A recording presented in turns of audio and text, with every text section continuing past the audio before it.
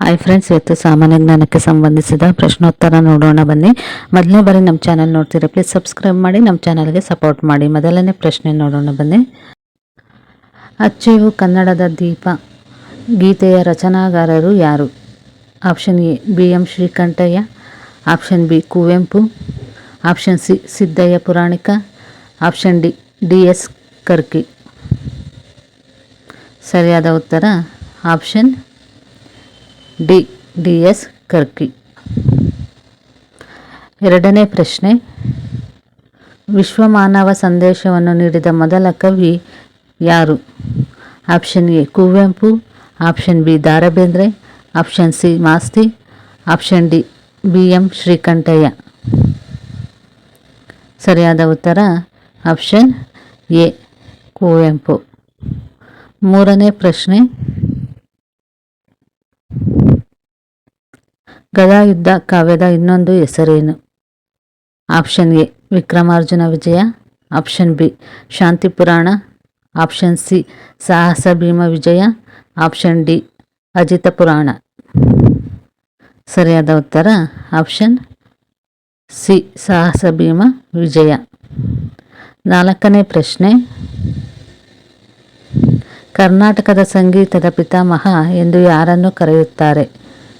Option A ಪುರಂದರದಾಸರು, option B ಕನಕದಾಸರು, option C ಬಸವಣ್ಣನವರು, ಆಪ್ಷನ್ ಡಿ ತ್ಯಾಗರಾಜು.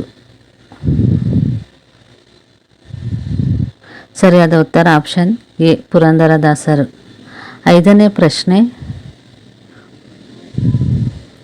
ಮಂಕುತಿಮ್ಮನ ಕಗ್ಗ ಕೃತಿಯ ಕರ್ತೃ ಯಾರು? Option a GS Shivarudrappa, option b Da Ra Bendre, option c Kuvempu, option d DV Gundappa.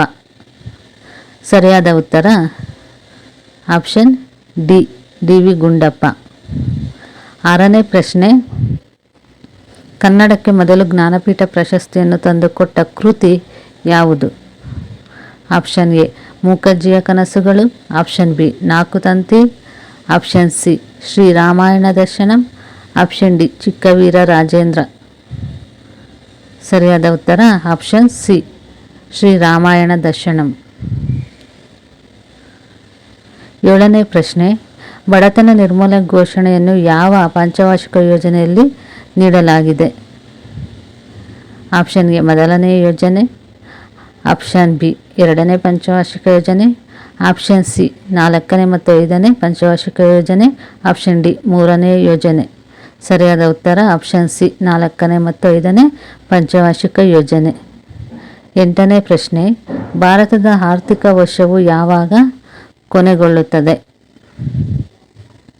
Option A April 1, option B June 30, option C March 31, option D ಜನವರಿ 1.